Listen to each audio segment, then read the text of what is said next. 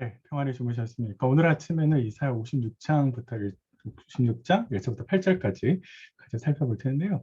56장부터는 66장까지 해서 새로운 내용을 다루고 있습니다. 그래서 그 내용들을 좀 같이 살펴보는 첫 자리인데요. 오늘 말씀은 아주 간단하지만 우리에게 많은 것을 좀 생각하게 할 수 있는 말씀입니다.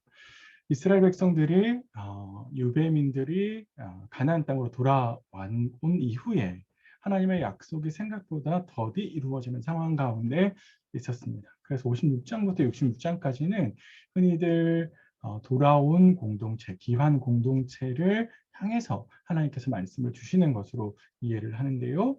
하나님께서 바벨론 땅에 있을 때 예루살렘을 비롯해서 유다 성읍들이 빨리 다 회복할 것이다 라고 말씀하셨고, 특별히 하나님께서 왕으로 오셔서 통치하실 것이다 라는 약속들을 주셨는데, 그런데 막상 돌아오니까 현실은 그렇지 않았습니다.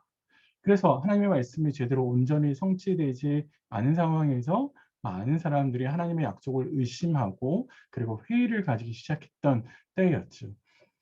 근데 사실 나중에 가서 우리가 또 보게 되겠지만, 하나님의 약속이 이루어지지 않는 것은 하나님의 능력이 없거나 혹은 하나님께서 마음을 바꾸신 것이 아니라 이스라엘 백성들이 하나님께서 요구하셨던 말씀을 제대로 지키지 않았다라고 하는 것을 이후에 말씀해 주시는데요.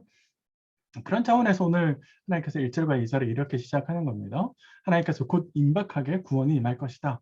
이건 하나님께서 약속을 이루어 주실 거다라고 이야기하시는 것이죠. 그래서 이스라엘 백성들에게 하나님께서 요구하시는 정의와 공의를 행하라라고 이야기하는 것이죠. 정의와 공의라고 하는 것은 결국에 하나님께서 요구하시는 정의로운 사회, 율법이 기준이 되어서 그 율법을 철저하게 지키는 사회, 하나님과의 관계 속에서, 이웃과의 관계 속에서 모두 다 공의롭게, 정의롭게 행동하는 그런 걸 요구하는 것이죠. 자, 그러면서 현실이 하나님의 약속이 이루어지지 않은 것처럼 보이지만 하나님께서 당신의 때 이루실 것이다 라고 말씀하시면서 이스라엘 백성들에게 계속해서 낙담하지 말고 정의와 공의를 지키라고 요구하십니다. 그 예로 구체적으로 안식일을 지키라라고 이야기하는데요. 왜 안식일을 지키라고 요구하시는지에 대해서는 약간의 어려움이 있긴 하지만, 그래도 아마도 안식일을 지키냐 지키지 않느냐라고 하는 것은 겉으로 잘 표현되어지고 드러나기 때문에 아무도 그런 대표해서 안식일을 지키라고 이야기하는 것처럼 보입니다. 안식일은 이방 민족들과 함께 사는 사회 속에서 내가 하나님의 백성이다라고 하는 것을 드러내는 하나의 징표였죠.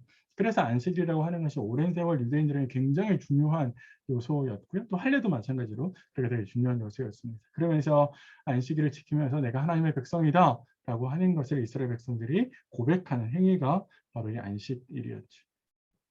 그렇게 1절과 2절에 하나님의 구원의 의지를 그의 백성들에게 말씀해 주셨는데, 하나님은 이스라엘 백성뿐만 아니라 더 나아가서 이방인들 그리고 몸에 흠이 있는 고자들까지도 구원하시겠다라고 하시는 당신의 의지를 말씀해 주십니다. 사실은 이방인과 고자도 하나님의 백성이 되겠다라고 하는 의지가 있었던 것처럼 보이고요. 그런 불만들을 하나님의 백성 안으로 들어갈 수 없는 것에 대한 불만을 토로했던 것처럼 보이고, 그래서 하나님께서 그들에게 구원의 길을 열어주시는 것처럼 보입니다. 이제 민족, 이스라엘이냐 이스라엘이 아니냐, 이스라엘이 되느냐 그렇지 않느냐가 말씀에 그렇게 이제 하나님의 백성이 되는 것의 순종 여부가 아니라, 하나님의 말씀에 순종하느냐 그렇지 않느냐가 하나님 백성으로서의 판단의 기준이 된다라고 하는 것을 말씀해 주시는 것이죠. 그래서 외적인 기준, 인종이나 외적인 흠이 있냐 없냐가 아니라 개인의 신앙으로 하나님을 고백하느냐, 그래서 그 말씀을 지키느냐가 사실은 그 명확한 기준이 된다라고 하는 것을 하나님께서 이야기해 주십니다. 하나님께서 이렇게 하시는 것은 모든 자들을 모으시기를 바라시기 때문에 그렇습니다. 원래 하나님의 원래 계획은 이스라엘을 통해서 온 세상을 구원하시는 거잖아요. 그래서 하나님은 이스라엘뿐만 아니라 이방인도 모으려고 하시죠. 그래서 당신을 따르는 사람이라면 그 누구라도 구원의 길을 열어주시겠다라고 이야기하십니다.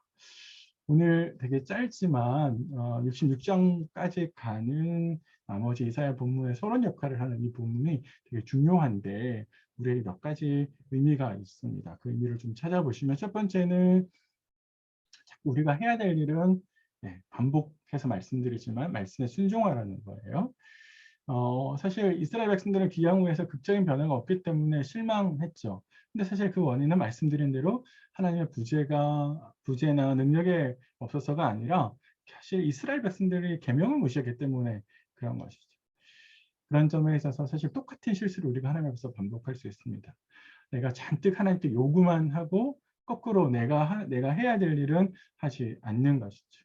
그래서 하나님께 불만을 토로하기 전에, 사실 하나님의 능력을 의심하기 전에 우리가 얼마나 내가 하나님 앞에서 신실하게 하나님의 약속을 성실히 이행해 가는가라고 하는 것이고, 우리가 성실하게 하나님 앞에서 말씀을 이행한다면 하나님의 신뢰를 하고 약속을 이루어 주실 것에 대해서 흔들리지 않고 가는 자세가 필요한 것이죠.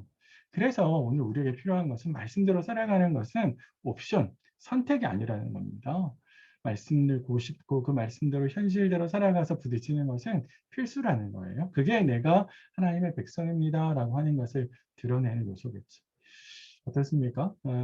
내가 하나님 앞에서 하나님께서 요구하시는 것을 잘 이행하고 순종하고 있는지, 오늘 특별히 곱씹어 말씀 가운데 어떤 걸 순종해야 되는지 한번 돌이켜 보시면 좋을 것 같고요. 두 번째는 굉장히 중요한 요소인데, 직분이 아니라 행함이 있는지 살펴야 됩니다. 이스라엘의 혈통의 특권은 이제 더 없는 거죠. 혈통으로 하나님 백성의 특권을 하지 않겠다라고 말씀하셨습니다. 말씀의 순종력으로 판단을 했다 그러셨어요. 그러니까 아브라함의 자손이라고 해서 모두 다 하나님 백성이 되는 건 아니겠죠. 이게 또 우리가 마찬가지로 우리가 가지고 있는 외적인 기준, 내가 교인이냐, 직분을 가지고 있냐, 그런 것들이, 그리고 혹시 뭐 사회적으로 내가 유명하냐, 그렇지, 그런 것들이 하나님 백성이라고 내가 증거할 수 있는 증거 요소가 되지 않는다라는 겁니다. 내가 진짜 하나님 말씀에 얼마나 순종했느냐, 그래서 얼마나 많은 삶의 열매를 맺혔느냐, 성령의 열매가 내 안에 맺혀지고 있냐라고 하는 것이 증거가 되는 겁니다. 그런 점에 있어서 내 안에 하나님의 말씀에 순종해서 그 열매가 맺혀지고 있는지, 올 한 해 이제 벌써 이제 꽤 많은 시간이 흘렀을 텐데요. 그런 점에 있어서 내가 어떤 열매들이 내 삶에 맺고 있는지 한번 돌이켜 보시면서 내가 하나님 말씀대로 잘 살아가고 있는지도 생각해 보시고, 그저 예배를 드리는 것, 그리고 뭐 큐티하는 것, 그 정도를 가지고 내가 하나님 백성이다라고 말하고 있는 건 아닌지 한번 돌이켜 보셨으면 좋겠습니다. 한 가지만 더 생각해 보시죠. 하나님께서 지금 하려고 하시는 것은 하나님 백성을 다 불러 모시는 거잖아요. 그래서 사실 하나님은 그 안에 인종, 성별, 차별을 두지 않으시고 하나님 백성을 되기를 원하는 모든 이들을 다 초청하시거든요. 하나님이 내세우지 않는 기준, 우리도 내세우지 말아야죠. 이게 참 중요합니다. 우리는 사실 우리도 모르는 사이에 선을 긋거든요. 성별, 출신, 재산, 학력, 뭐 정치적인 성향, 이 모든 것들을 가지고 우리는 선을 긋고 우리 편, 내 편, 우리 편, 상대편, 이렇게 선을 그으려고 하지요. 우리 안에 이런 모습들이 있지 않은지 한번 생각해 보시고요. 또 하나님께서 초대하기를 바라셔서 내가 하나님 백성으로 초대해야 될 사람들, 곧 전도해야 되고 기도해야 되는 사람들이 누구일까 주변에 좀 잘 돌아보시고, 특별히 공동체 안에서도 정말 하나님의 백성으로 구원받지 못하고 거듭나지 못하는 사람들은 누구일까 돌이켜보시면서 같이 기도해 줄 수 있는 시간이 되셨으면 좋겠습니다. 오늘 하루도 우리에게는 결코 쉬운 하루가 아닐 텐데요. 그래도 말씀과 동행하시면서 하나님의 도움을 바라고 하나님의 약속을 신뢰하면서 가시는 하루 되셨으면 좋겠습니다. 내일 아침에 다시 뵙겠습니다.